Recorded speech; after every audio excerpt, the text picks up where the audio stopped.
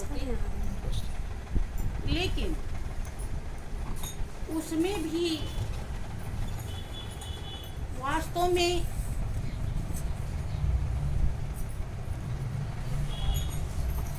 सच्चा भाग्यशाली वही होता है जो सत्संग की गहराई में उतरता है। आपका रामायण दावा करता है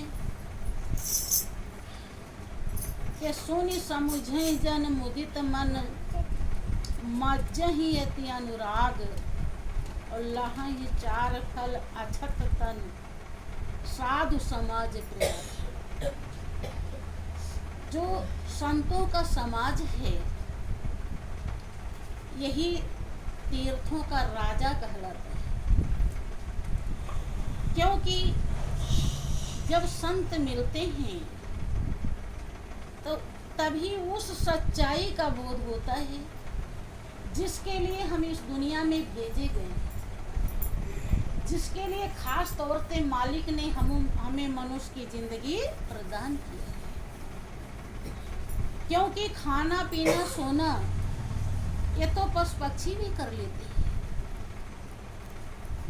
ये जिंदगी इतने के लिए नहीं मिली है, ये राह खर्च है, मंजिल है आत्मा को संतुष्ट करना, आत्मा की प्यास बुझाना, आत्मा जिसको चाह रही है उसे प्रदान करना, और आत्मा परमात्मा के लिए प्यासी है। जब संत मिलते हैं और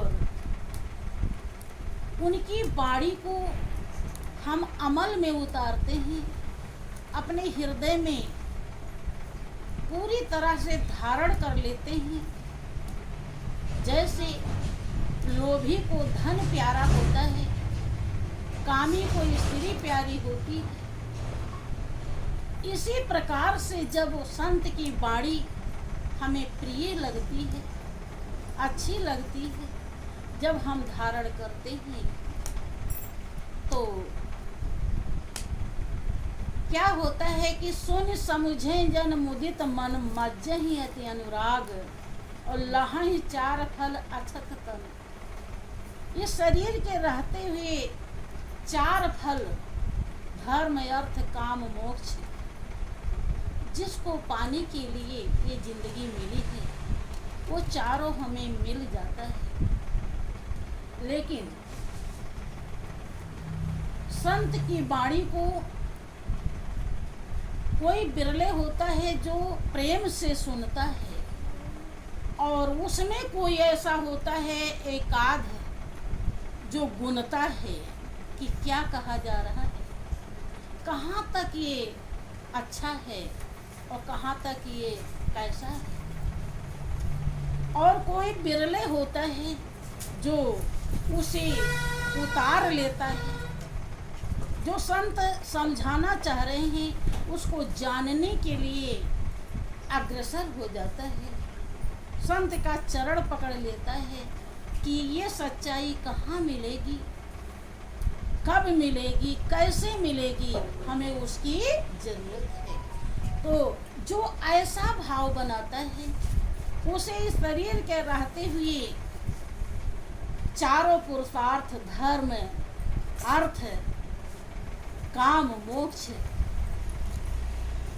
मोक्ष का मतलब होता है मुक्ति।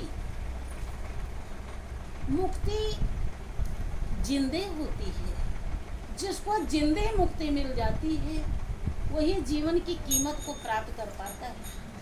अगर जिंदे मुक्ति नहीं मिली तो मरने के बाद कोई भी बताने नहीं आता है, तो कोई जरूरत नहीं कि मरने के बाद किसी को मुक्ति मिली।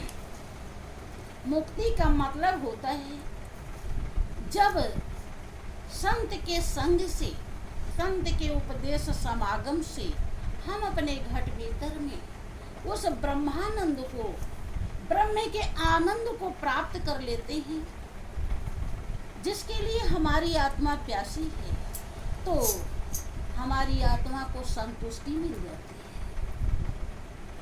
हमारी इच्छाएं हृदय से समाप्त हो जाती हैं, क्योंकि समझ में आ जाता है कि दुनिया की सब चीज़ें नाशवान हैं, होने वाली हैं, आज हैं ये कल नहीं रहेंगी।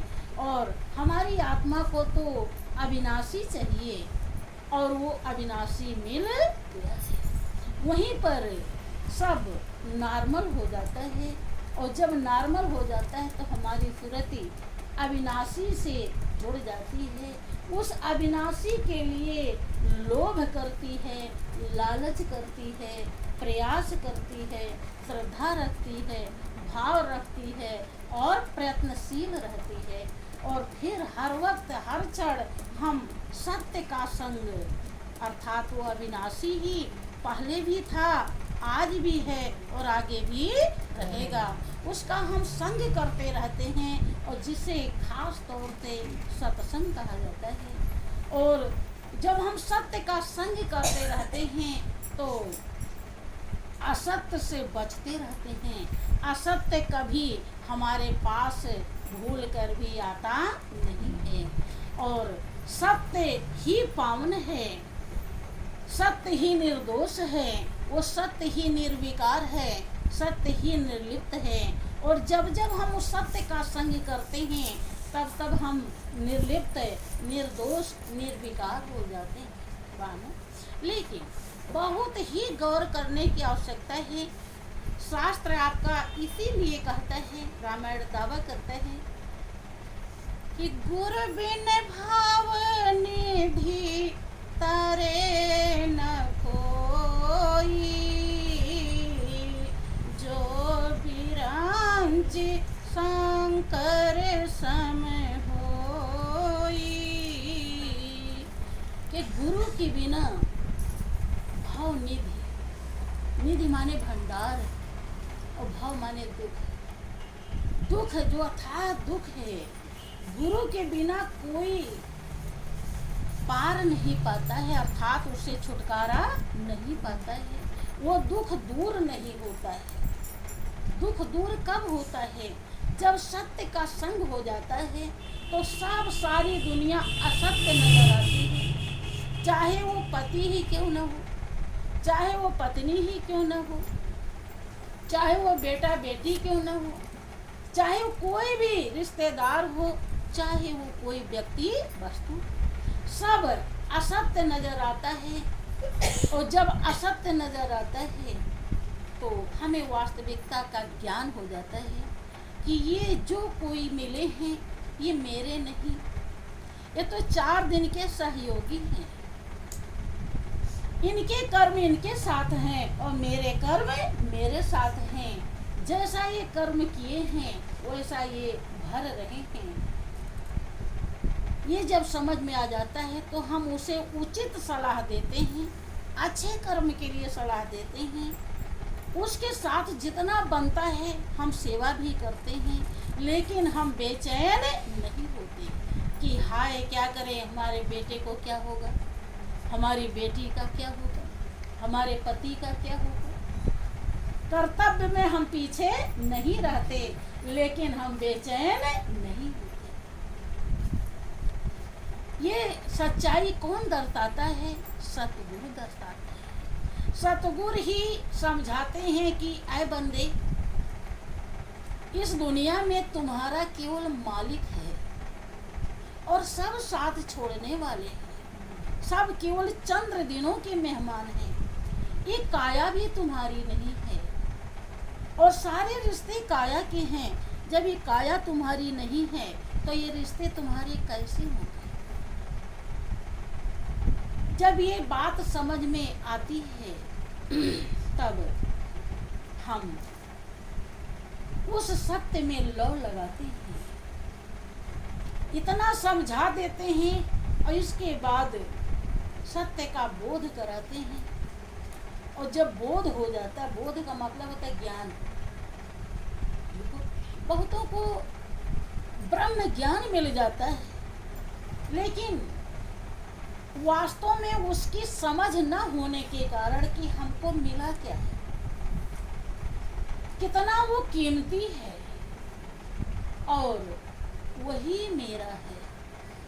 उसी को धारण करने के बाद हमारी आत्मा संतुष्ट होगी और आत्मा को शांति मिलेगी, चैन मिलेगा और किसी से भी नहीं मिलने वाला है।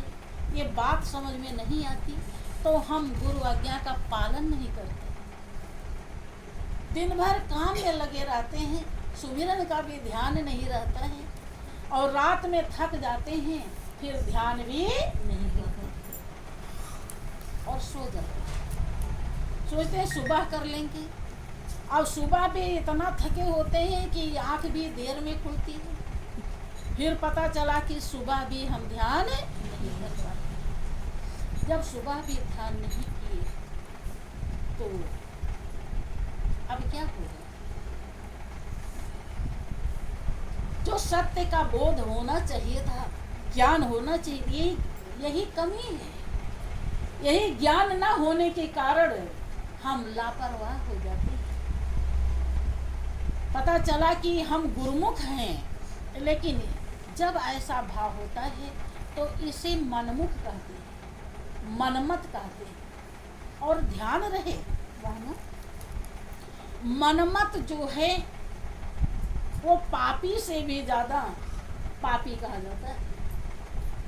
जिसे भी गुरु ज्ञान मिला है वो इस बात को गौर से समझे। आपने सुना होगा कि गुरु भगवान से बड़े बताए जाते हैं, क्योंकि वो ब्रह्म है, परमात्मा, जिसके रहने से हमारा जीवन आबाद है। वो हर पल हर क्षण हमारे रोम रोम में रम रहा है, उससे कोई कण खाली नहीं। लेकिन जब तक सतगुरु नहीं मिलते तब तक हमें ये भी नहीं पता चलता कि उसका स्वरूप क्या है। वो किस तरह से चींटी में भी मौजूद है और हाथी में मौजूद है, तो उसका क्या स्वरूप है। कैसे वो चींटी के अंदर भी समाया है और कैसे वो हाथी के अंदर। जब तक सतगुरु नहीं मिलते तो इसका भी बोध हमें नहीं होता है। भले हम कितना भी पूजा पाठ कर लें, कितना भी व्रत उपवास कर लें, तीर्थ व्रत कर लें, लेकिन सतगुरु नहीं मिलते तो इसका बोध इतना भी पता नहीं होता और फिर हम परमात्मा को जान कैसे सकते हैं। वो हरदम पास ही है, कभी भी नजर नहीं आता। जब सतगुरु मिलते हैं ऐसा ज्ञान रूपी दीपक देते हैं, ज्ञान का प्रकाश ऐसा हृदय में जगमगा देते हैं कि वो तुरंत नजर आ जाता है कि देखो ये है। और नजर आने के बाद भी जब हमारे संस्कार उतने अच्छे नहीं होते, पावन नहीं होते, महान नहीं होते, तो हम उस मालिक के दीदार की, मालिक के पहचान की, मालिक के दर्शन की कीमत समझ जब उसकी जिसने कीमत समझी उसने दर्शाया है कि पल भर अगर परमात्मा के स्वरूप का दर्शन हो जाए तो कोई भी जीव 84 लाख कुएं से बच जाता है तुरंत। वो 84 लाख योनि से छुटकारा पा जाता है, चाहे ज्ञान के एक ही घंटे बाद उसकी मौत क्यों ना। लेकिन प्रेमी भक्त जब समझ नहीं पाता है तो आज्ञा का उल्लंघन करता है। अगर समझ में आ जाए तो कौन ध्यान नहीं करेगा, करेगा कि नहीं करेगा। सब काम छोड़ के देखिए, एक जीव का स्वाद लेने के लिए, पेट भरने के लिए आप अग्रसर रहते हैं, हरदम प्रयासरत रहते हैं, कोई भी काम दुनिया का कर लेते हैं, ध्यान भले छोड़ देते हैं लेकिन ये काम नहीं छोड़ते, क्योंकि आप समझते हैं कि करेंगे तो अच्छा खाएंगे, अच्छा पालेंगे और नहीं तो कहाँ से मिलेगा। इसका आपको कदर है, इसकी आपको कीमत मालूम है। जबकि वो ना चाहे तो आप ना अच्छा खा सकते हैं और ना पहन सकते हैं। लेकिन ध्यान से क्या फल मिलता है, जो गुरुदेव ने प्रभु के स्वरूप का दीदार करा दिया, अब उससे हमें दिल लगाना चाहिए। पुण्य संस्कार कम होने के कारण आप समझ नहीं पाते और समझ न पाने के कारण आप ध्यान सही से, अगर आप सही से ध्यान कर लें, 1 घंटा नियम कहता है कि शरीर में अगर ताकत है तो हमें 1 घंटा ध्यान में अवश्य बैठना चाहिए। 1 घंटा वैसे तो 1 घंटा से भी ज़्यादा बैठना चाहिए, लेकिन 1 घंटा ज़्यादा ना बैठ सकें तो 1 घंटा अवश्य बैठना चाहिए। उतनी देर में हम अविनाशी कीमत, अविनाशी धन, अविनाशी सत्ता जो कभी छूटने वाली नहीं है, अविनाशी जो हमारा प्रेमी है, जो दिलदार है, उसके संपर्क में आते हैं। भले एक बार के हम दर्शन भी नहीं कर पाए, दीदार भी नहीं हो पाया, लेकिन उसके संपर्क में तो हम आ ही जाते हैं। उसके लिए तो हम बैठे ही हैं, नाम का चिंतन तो हम कर ही रहे हैं।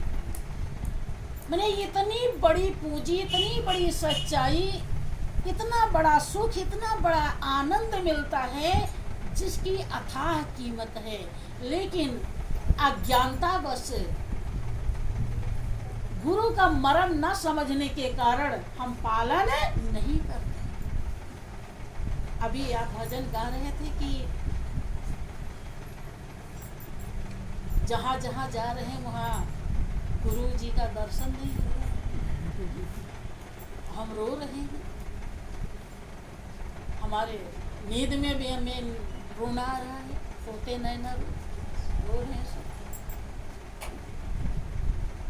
ये किसने कहा? ये कोई गुरुभक्त ने बनाया होगा, जो वास्तव में जिसने कीमत भगवान से ज्यादा गुरु की समझी होगी, उसकी बनाई हुई भजन है, ये आपकी नहीं। आप तो ऐसे ऐसे प्रेमी हैं कि 2-4 महीना बीत जाता, फोन भी नहीं करते, वो रोएंगे क्या? सही है। वो गुरु महाराज की क्या कीमत समझेंगे? उन्हें कभी ये ध्यान नहीं आता कि गुरु महाराज जी ने आप भोजन कर ली होगी कि नहीं, पता नहीं भोजन किए कि नहीं। बेटा बाहर गया है तो उसके लिए तो जरूर याद आती है कि पता नहीं खाया कि नहीं खाया। पति बाहर गए हैं, पता नहीं खाए कि नहीं खाए। लेकिन गुरु महाराज जी के लिए क्या आता है? अगर गुरु महाराज जी के लिए भी आ जाए तो कबीर ने अपने अनुभव को व्यक्त किया कि जितना हेतु कुटुंब से उतना हर से हो, और चला जाते बैकुंठ को पलन पकड़े कोई। जितना प्रेम लगाव आपको एक कुटुंब से है, जबकि आप सभी जानते हैं कि ये सब एक एक करके हमारा साथ छोड़ेंगे और हम इनका साथ छोड़ेंगे। क्या नहीं जानते? जानते ही। लेकिन गुरु का एक ऐसा रिश्ता है, गुरु महाराज जी से लिए ज्ञान उस अविनाशी का देते हैं जो पहले भी था, आज भी है और आगे भी रहेगा। क्योंकि शरीर उनकी भी छूटेगी, जो उनका वास्तविक स्वरूप है, जो परमात्मा का स्वरूप है, वही गुरु का स्वरूप है, वही आपका स्वरूप है। सबके अंदर वही परमात्मा आत्मा के रूप में विराजमान है, लेकिन हम सब कुछ जान लेते हैं, अपनी आत्मा की पहचान नहीं कर पाते। और जो ही सब दुखों का कारण, जिनको जिनको पहचानते हैं वो सब झूठे हैं, क्योंकि वो आज है कल नहीं रहेंगे। वो सब साथ छोड़ने वाले हैं, वो सब में धोखा है। उनसे दिल लगाए हैं और वो साथ देंगे नहीं। धोखा है कि नहीं? कोई भी आप किसी पर भरोसा कीजिए और जब वो भरोसे को तोड़ देता है तो आप कहते हैं कि तो धोखेबाज है। तो दुनिया की कौन ऐसी चीज है जो धोखा नहीं देगी? सब देगी है? सब देगी। ये शरीर, ये पिंजड़ा भी धोखा दे देगा। और जो धोखा नहीं देता, जो यहाँ का भी रक्षक और वहाँ का भी, भगवान राम प्रजावासियों को समझाते हुए स्पष्ट करते हैं कि जो परलोक यहाँ सुख चाहू और सोने मम बचन हृदय दृढ़ गहू।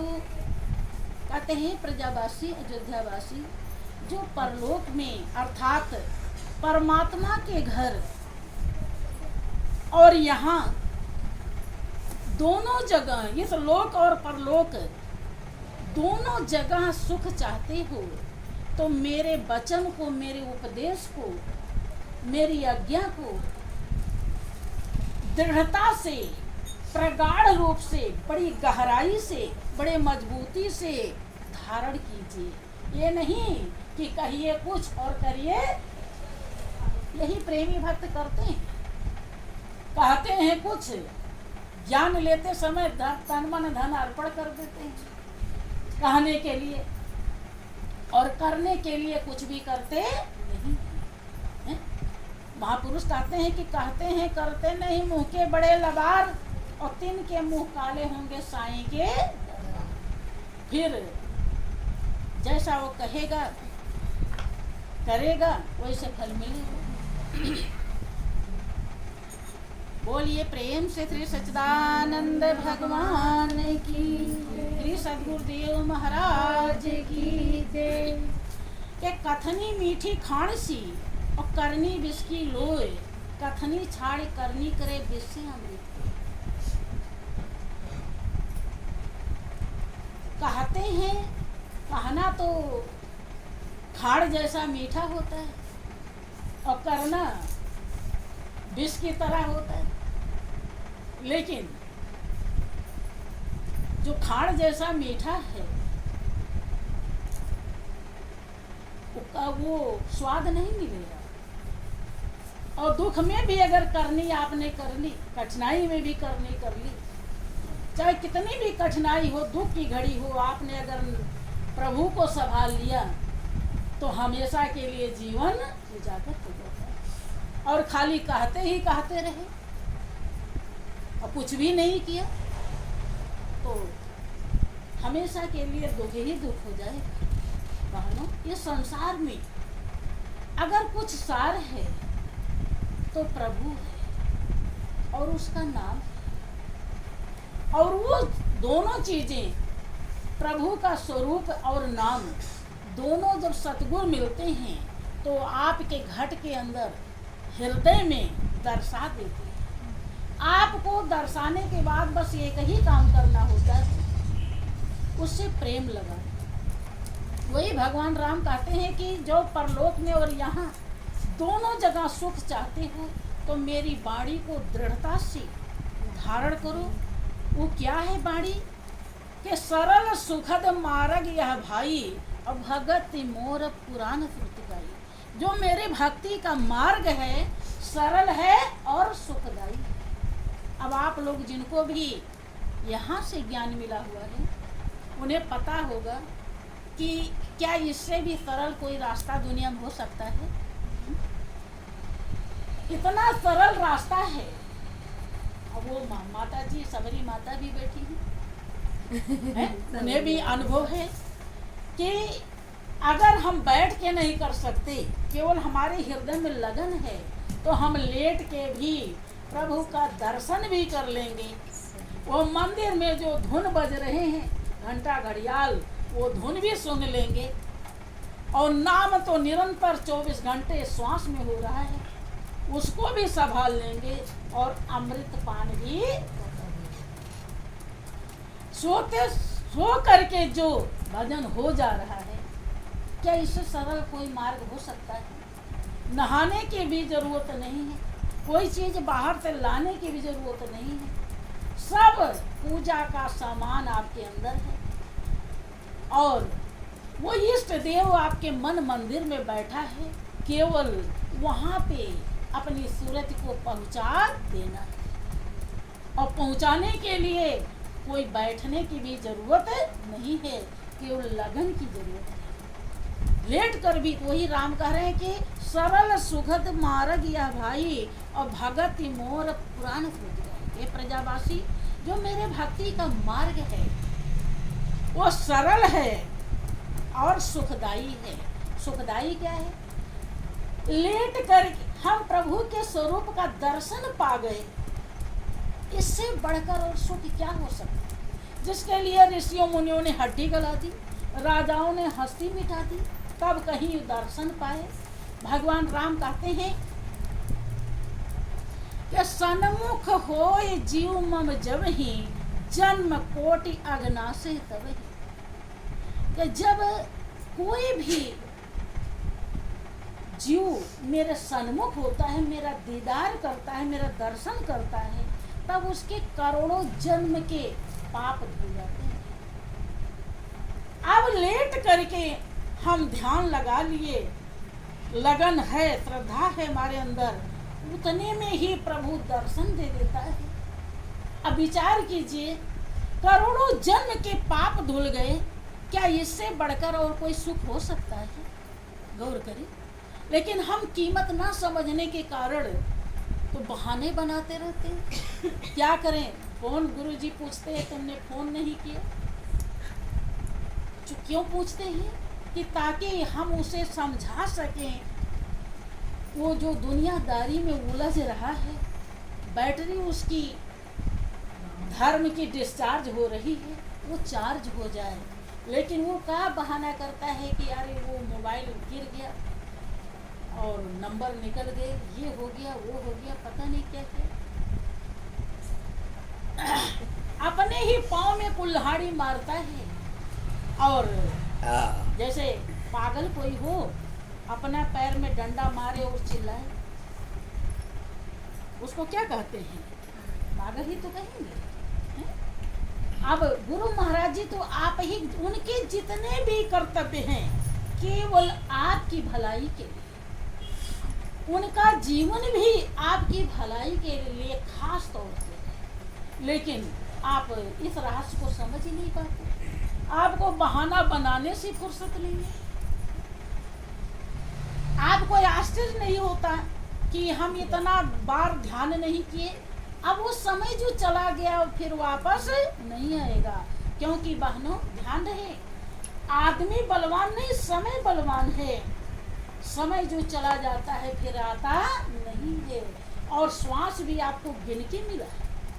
जिस दिन श्वास पूरा हो जाएगा, आपके सारे रिश्ते नाते एक भी श्वास नहीं दे सकेंगे और आप आगे इस दुनिया में नहीं रह पाएंगे। और जब मिला है तो लापरवाही से फुर्सत नहीं। कदर अगर समझ जाएंगे तो बहू क्या कह रही है इसकी परवाह नहीं करेंगे, बेटा क्या कह रहा है इसकी परवाह नहीं करेंगे, पति क्या कह रहा है इसकी परवाह नहीं। आप ध्यान रूपी पूंजी को इकट्ठा कर लेंगे, आप चूकेंगे नहीं। जिस दिन आपको समझ में आ जाएगा कि यही मेरा है और कुछ भी मेरा, और इसके रहने से काल भी चेला बन जाता है, सारे दुखों से निवृत्ति मिल जाती है, छुटकारा मिल जाती है, उस दिन आप किसी के कहने में नहीं आएंगे। लेकिन ये बातें समझ में नहीं आती। ये समझ में तब आएगा जब संस्कार निर्मल होगा, और निर्मल संस्कार तब होगा जब हम गुरु आज्ञा का पालन करेंगे। और उनके मन नहीं भी कह रहा तो हम ध्यान करें, मन नहीं कह रहा तो हम दान करें, मन नहीं कह रहा तो हम सेवा भी करें।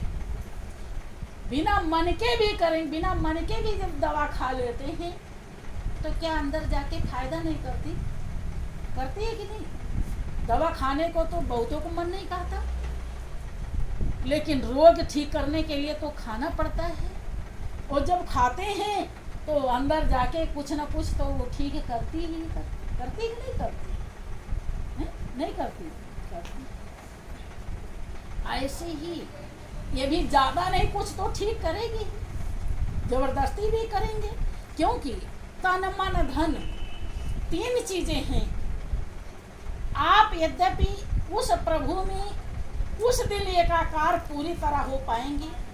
जैसे नदी जब समुद्र से मिलने के लिए चलती है तो बड़े हर्ष और उल्लास से चलती है और दुखी होकर नहीं चलती। उसको बहुत बड़ी खुशी रहती है कि जो हमारा उद्गम स्थान है हम वहां से वहां जाए, और कलकल करती हुई आवाज करती हुई चलती है। वो पहाड़ की परवाह नहीं करती, वो खाई की परवाह नहीं करती। खाई आती है तो नदी उसमें गिर जाती है, पहाड़ आता है तो नदी उस पर चढ़ जाती है, और चलते चलते चलते समुद्र में जाके गिरने, और गिरती है बड़े खुशी से गिरती है। गिरते गिरते गिरते पूरी जब गिर जाती है तब वो समुद्र बन जाती है, अथाह बन जाती है। और नहीं तो एक नदी छोटी सी अगर बनी रहे तो जेठ बैसाख आएगा तो सूख जाएगी, खत्म हो जाएगी, और समुद्र में गिर गई तो कभी खत्म। समझ में? ऐसे ही जब हमारे अंदर ऐसा भाव होता है कि हम उस मालिक के अंश, परमात्मा के अंश हैं और सुखों की खान हैं, हम स्वयं सुख के खान हैं, जिस सुख को हम ढूंढ रहे हैं वो हमारे में है। लेकिन कैसे वो हमारे में है? जब तक हम अपने में स्थिर नहीं होंगे, अपने में हम टिकेंगे नहीं, अपने की पूरी तरह पहचान नहीं करेंगे, तब तक वो सुख नहीं मिलता है। राम कहते हैं कि सरल सुखद मार्ग या भाई और भगत मोर पुराण श्रुत गए। मेरे भक्ति का मार्ग सरल है और सुखदाई है। जब हम ध्यान नहीं करते, गुरु आज्ञा का पालन नहीं करते, तो ना तो सरल दिखाई पड़ता है और ना सुख मिलता है। दवा कितना भी स्पेशलिस्ट मिल जाए और डॉक्टर भी खूब अच्छा हो, लेकिन हम उसे खाए ही ना तो रोग कैसे ठीक हो जाएगा? ठीक नहीं हो सकता। इसलिए सबसे बड़े, देखिए, अगर आप गुरु भक्त हैं, गुरु भक्त बनेंगे तभी कल्याण होगा। भगवान भक्त बनेंगे तब कल्याण नहीं होगा, गुरु भक्त बनेंगे तभी कल्याण होगा। इसे छोटा सा उदाहरण देते हैं। से आपको प्यास लगी है, मान लीजिए आपको पानी का कहीं